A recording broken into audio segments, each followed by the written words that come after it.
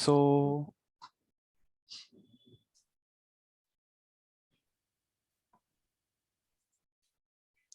once again, thanks everyone for joining the demo webinar on hydrological modeling using HHMS, which is Hydrological Engineering Center and Hydrological Modeling System. So the main objectives of the course we are going to organize on 6th February are to become familiar with HHMS model setup and then different data components of HHMS model, then HHMS model calibration and HHMS model simulation, and to understand different hydrological elements and different methods available for each element in HHMS model, and how to interpret the results and how to visualize the results in HHMS model, and how to get the statistical summary of the rainfall runoff model using HHMS. And first, the introduction to HHMS model. So the HHMS model is designed to simulate the rainfall runoff process of watershed. The hydrographs that are generated by HHMS model can be used for the water availability and urban drainage, flow forecasting, then future urbanization impact, reservoir spillway design, and there are many purposes where we can use the hydrographs that are generated by the HHMS model. So there are many recent studies using HHMS model. So few of them are simulation of extreme event-based rainfall runoff process of an urban catchment area using HHMS, then hydrological modeling studies with HHMS for Damodara Basin, India, and hydrological modeling with respect to impact of land use, land cover changes, and there are few more studies. So HHMS is the widely used open source hydrological modeling software because of its simplicity to use and GIS compatibility, and even with the less parameters, we can develop the hydrological model with minimum basic parameters. So the overview of this presentation is like we will include these steps in upcoming course on HHMS modeling. So we will explain you how to delineate the catchments in HHMS. So in the previous versions of HHMS, we have to use HGeoHMS to delineate the catchment. So once we have the digital elevation model with us, we have to use HGeoHMS in the previous versions to delineate the streams and to delineate the catchments. Whereas in the recent versions from HHMS 4.6, 4.7, we can directly load the GIS data. That is, we can directly load the DEM within the HHMS, and we can fill the sinks, and we can generate the flow accumulation and flow direction rasters, and then we can delineate the streams, and we can give the outlet point corresponding to that particular basin, and we can delineate the catchments. And even if we have few flow gauges in between and we want to have the catchment outlet at those flow gauge locations, then we can delineate the catchments in HHMS. That I will show you in the coming slides.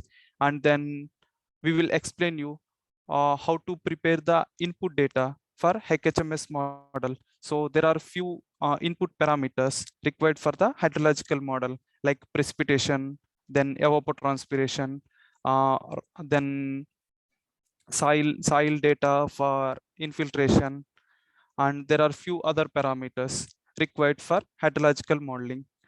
So we will in detail explain what are all the input data required for HHMS model, and then we will have a hands-on session on 6th February. So we will provide you the data set input data set for you, and we can create a HMS model setup using HMS 4.7.1 version. So where we delineate the catchments and then we set up the HMS model, and by we will provide you the input data, then we will simulate the rainfall runoff modeling using HMS. Then I will explain you what are all the different model elements and their components in HMS. Then we might not have the information for all the input parameters. So for example, we have the infiltration model.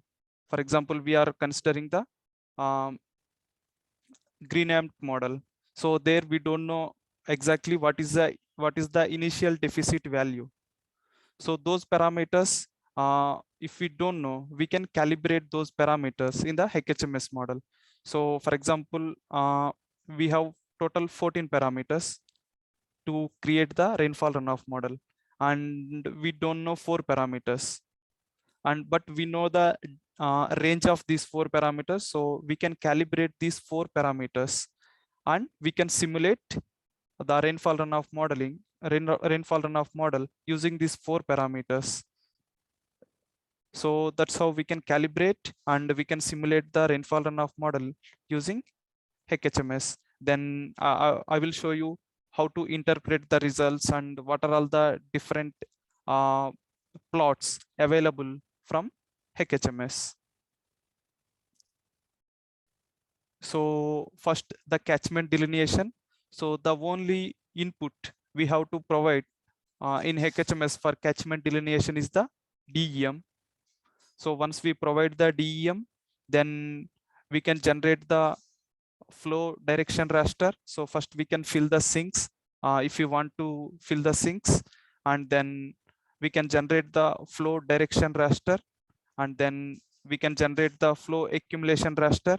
And there are few steps to perform the catchment delineation in HMS. So we have to do it step by step. First, we need to generate the flow direction, then flow accumulation. Then we have to delineate the streams by giving the particular threshold. For example, I want to have the streams which have the upstream area greater than 100 square kilometer, 300 square kilometer, or 500 square kilometer. So it depends on like uh, how small the catchments you want to have or how big the catchments you want to have. So for example, if you consider the rivers with greater than 200 square kilometer area or 500 square kilometer area, with 200 square kilometer area, you will get more number of catchments. And with 500 square kilometer of area, you will get less catchments.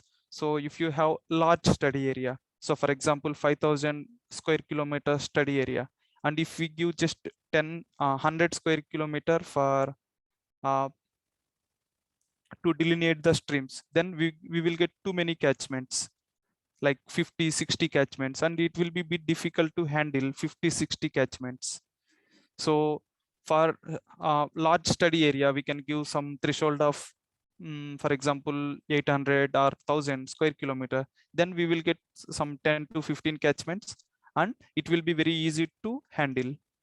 So that's how we can delineate the catchments in HMS.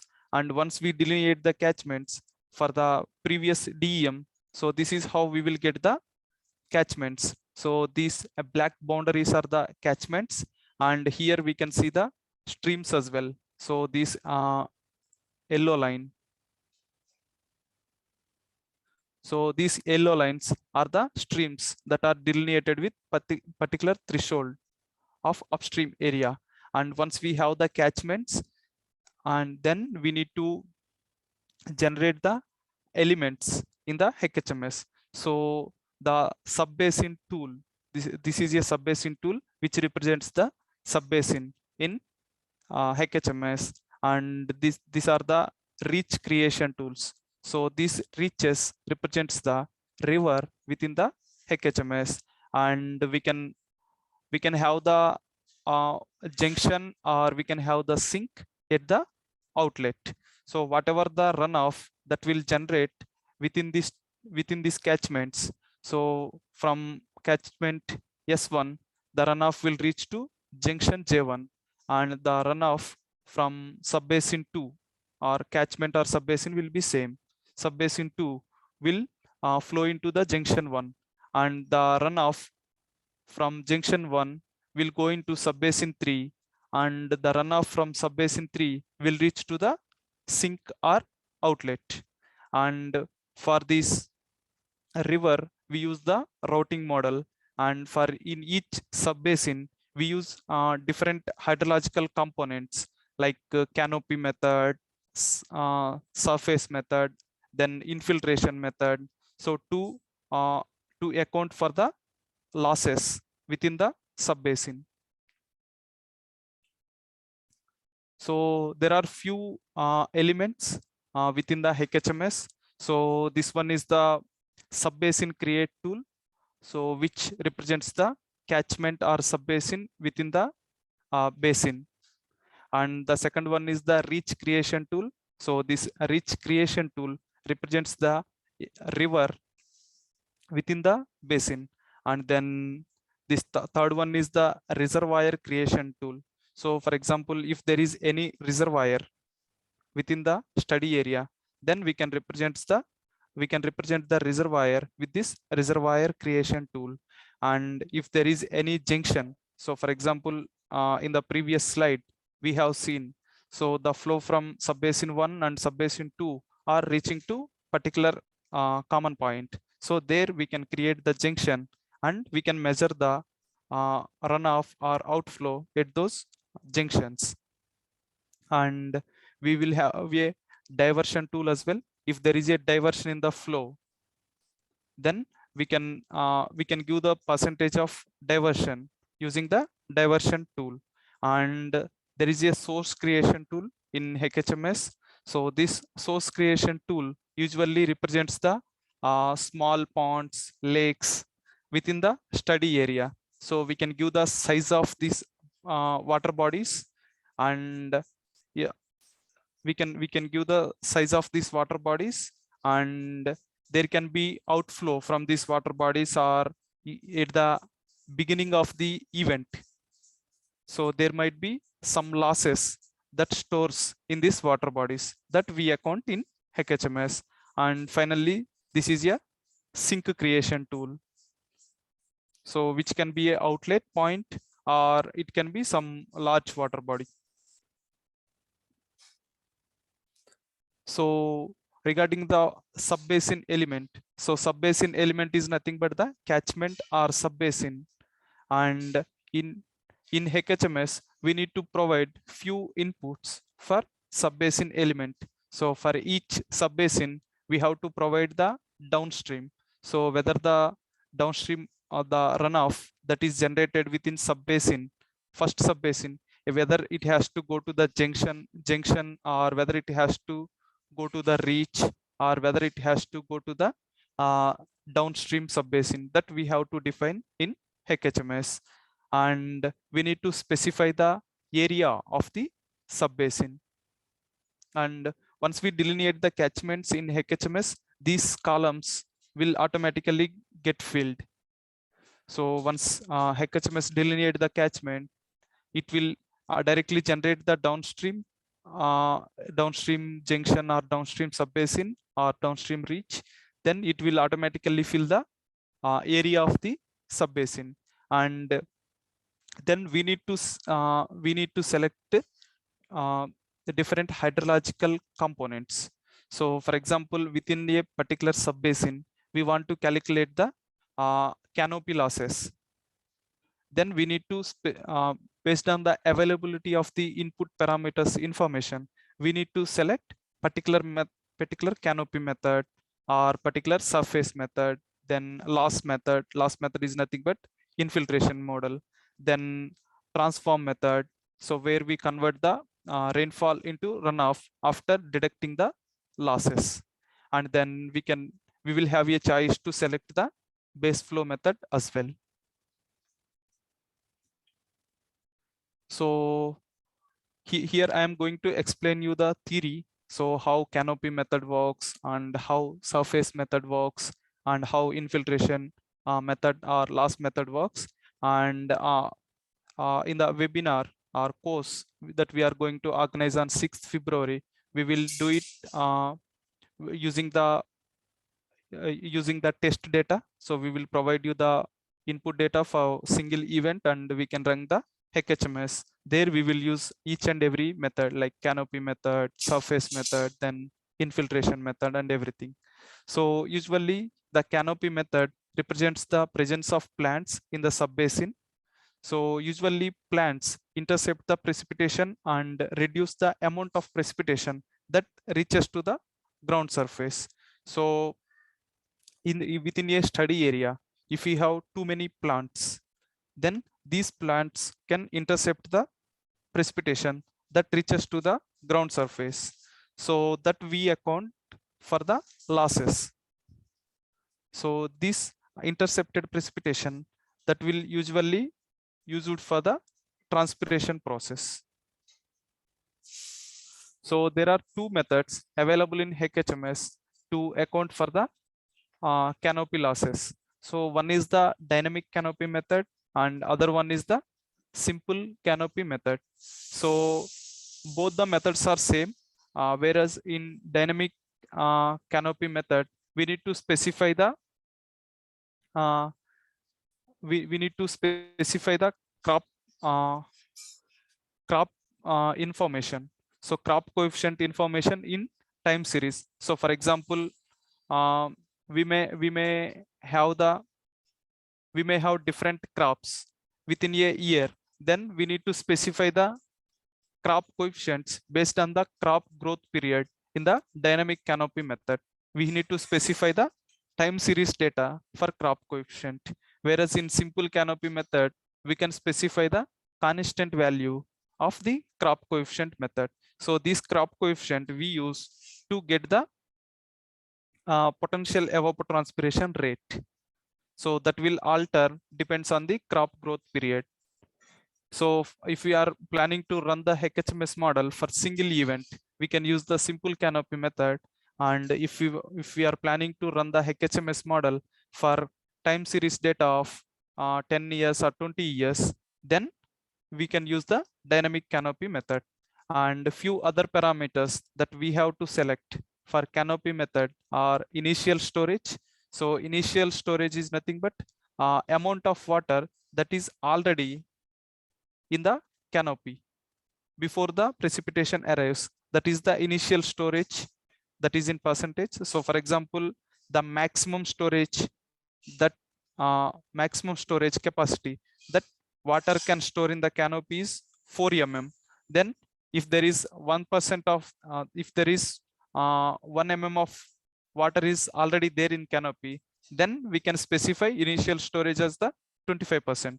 So 25% of the canopy storage is already full. So that's how we can define these parameters. And if we don't know about these parameters, so it's optional to use the canopy method. And still, if we are thinking that in our study area there is a canopy losses, then we can calibrate these parameters within the HMS. And that is about the canopy method.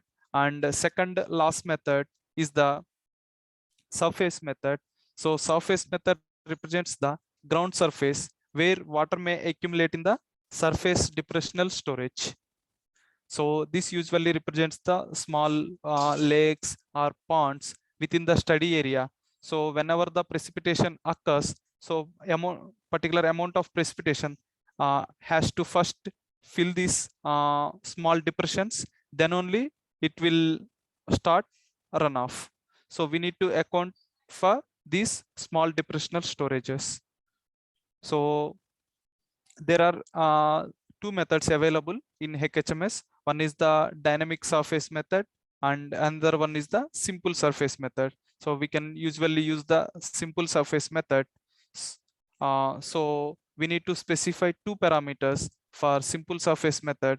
One is the initial storage and second one is the maximum storage. So initial storage is the amount of water that is already within the depression before the precipitation occurs. and maximum storage is nothing but amount of precipitation in that has to be filled within the depressional storage. So if we know these parameters, we can use the surface method. And if you are thinking that the study area is flat and there are not many depressional storages, we can keep we can this method is a optional. And if you want to use these parameters, then we can calibrate these parameters if we don't have information. And one more last method is the loss method. So usually the infiltration calculations are performed by the loss method in the subbasin. So there are nearly 8 to 9 loss methods available in HMS. Depends on the availability of the input data. We can use the required loss method. So here I am showing you 3 loss methods. So one is the deficit and constant loss method, and then Greenamt loss method, and then SES cow number loss method. So if we don't have soil information, then we can always use the SES cow number method, where SES cow number grids are available for the global scale. So we can simply use the cow number, and simply we can use the percentage of the impervious area. So here we can use initial abstract, so that is 1 mm or 2 mm something, and then we can use the cow number, and we can use the percentage impervious area. So this percentage impervious area is nothing but the paved surface. So for example, if there is 20% of the impervious area, then there won't be any infiltration calculations in the 20% of the area. That means there won't be any infiltration within the 20% of the area. And if we have some soil information, then we can use a deficit and constant loss method. And here we need to specify the initial deficit value uh, and then maximum deficit value. So maximum amount of water that can be stored in the soil layer. And then we need to define the constant rate. So that is the infiltration rate or percolation rate. And then we need to specify the amount of impervious area or percentage of the impervious area. And if we have the information, good information about the Greenamt parameters, we can use Greenamt infiltration model. And if we have the soil texture information, it's easy to get the Greenamt parameters using the Greenamt table. So for example, if we have the soil texture information and the soil class, then we can get the cow number and corresponding Greenamt parameters. And once we have the Greenamt parameters, we can input these parameters within the HMS Greenamt loss method, and we can compute the infiltration losses. So once we compute the losses from canopy method and surface method, and then loss method or infiltration method, then we can know the runoff by using the transform method. So transform method usually calculates the surface runoff within a basin. So there are nearly 10 transform methods available in HMS. Depends on the uh, availability of the input parameters information. We can use one of the simplest transform method is the Clark unit hydrograph transform method. So where we need to provide the time of concentration and storage coefficient. So time of concentration usually represents the time taken to flow the water from most remote point of the watershed to the outlet. And this storage coefficient, it accounts for the reservoir storage. So it will delay the flows so that we will get the lag within the output or direct runoff hydrograph.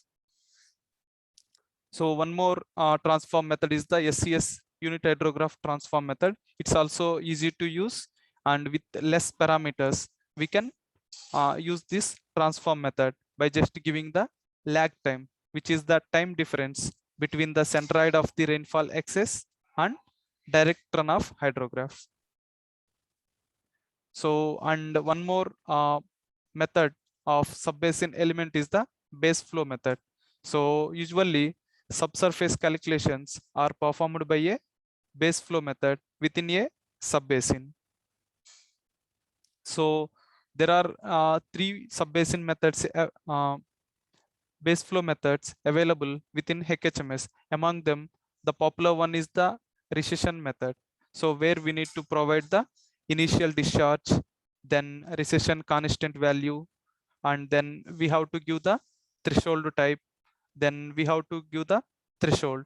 So here this initial deficit is the initial condition for the method. So it is the amount of water required to fill the soil layer to the maximum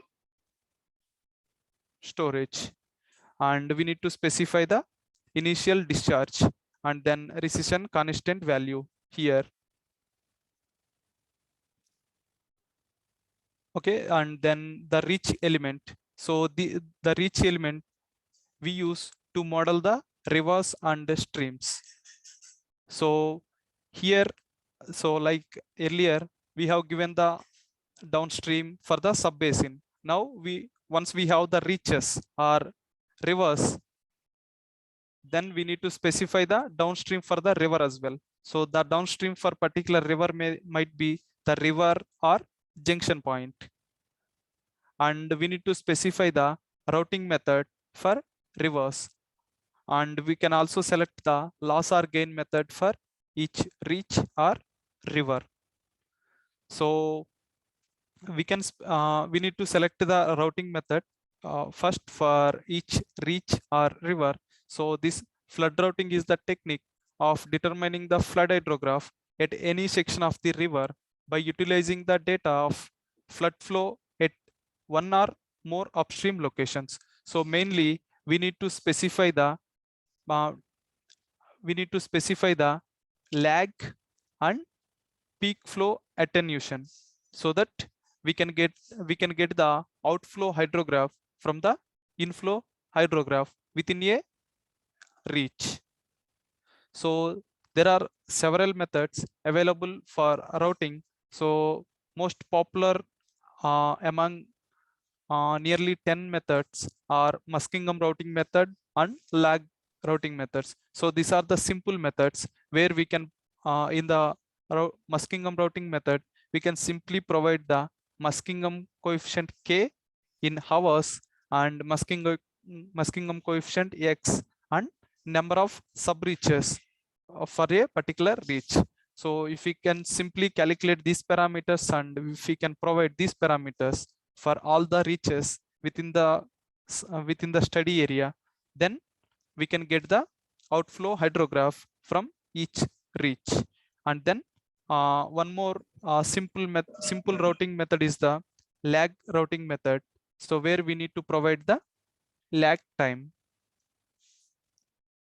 So one more method for reach element is the loss or gain method. So usually modeling of river interactions with the subsurface is performed by the loss or gain method selected in each reach. So there are two loss or gain methods available in HMS. One is the constant method and another one is the percolation method. In the constant method, we need to specify the at what flow rate we need to consider the loss or gain and at what fraction. So that means percentage of flow that we want to use for either loss or to gain. And in percolation method, so we usually use the percolation method for the loss. So how much loss for 1000 meter square of area that we consider. And there are few other components like time series data manager where we can give the time series input, whether it is the precipitation time series or flow gauge time series information or evapotranspiration time series information. So we need to create the time series gauge with differently for precipitation, flow, and groundwater level or evapotranspiration or anything. Like here we need to specify the data source, whether we want to enter manually or we want to export or import from any files.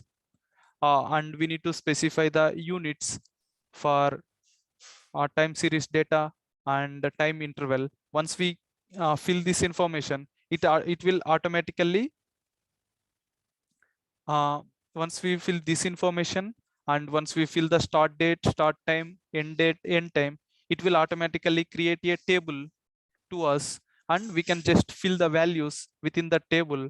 And once we fill the options, we can get the plot or graph from the time series data. And here, so earlier this time series data is for the precipitation, and here you can see the time series gauge information for the flow, which is the units are cubic meter per second. So we can run the HMS for a single event or for time series data of 1 year, 2 years, up to uh, up to 100 years as well. But it will take quite some time if you want to run for longer durations. And one more component is the meteorological model manager. So once we specify the precipitation gauge information and flow gauge information or evapotranspiration information, then we need to specify for what for which subbasin we need to get the precipitation from which gauge. So for subbasin 1, I can get the precipitation from gauge 1, and for subbasin S5, I can get the precipitation from gauge 6, or something like that. We can specify using this meteorological model manager. And here we can specify the short wave radiation, long wave radiation, precipitation information, evapotranspiration information, then snow melt. Then if we have any missing values, then we can replace these missing values. And one more component is the control specification manager. So for example, we have a total time series of 20 years data from 2000 to 20,000, but we want to run the calibration only for 10 years. Then we can specify the start date, start time, end date, and end time of the calibration period.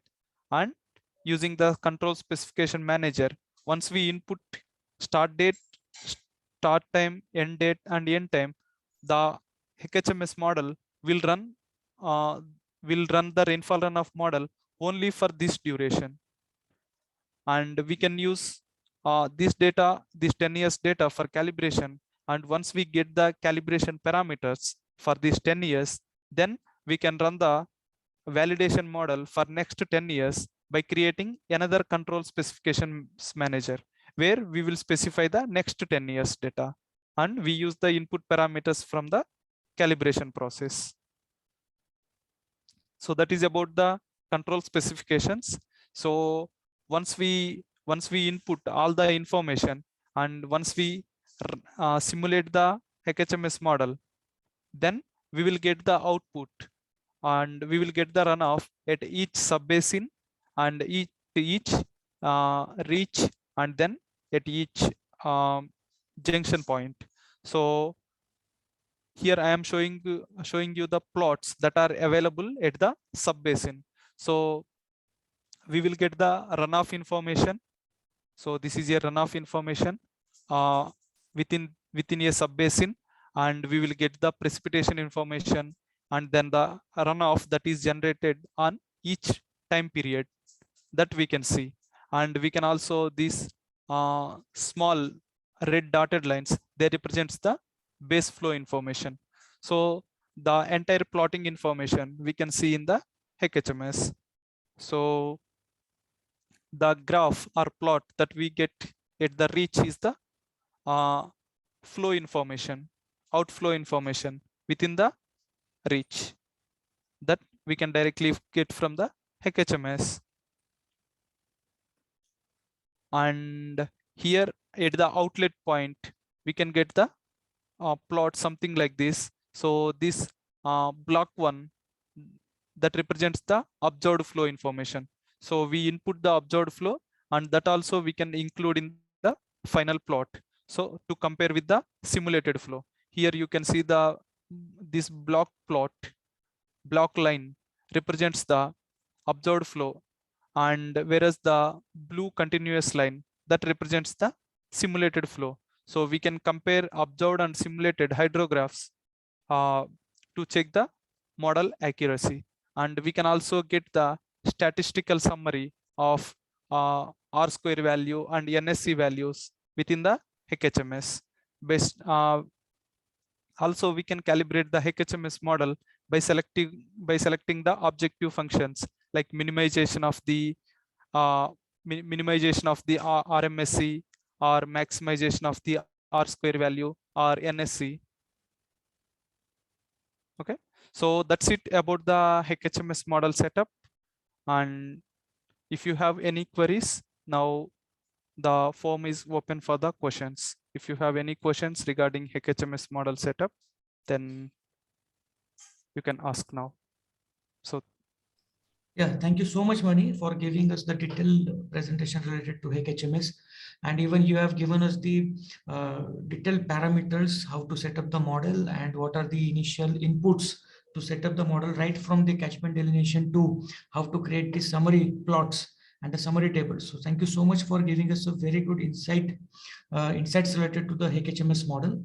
And now we are open to the questions. So if you have any question, okay, to all the participants, if you have any question, you can ask directly the question, or you can type your question in the chat box. And yes, the Mani will try to give you the answers related to the question, but please ask the question related to only today's webinar. Thank you so much, Mani.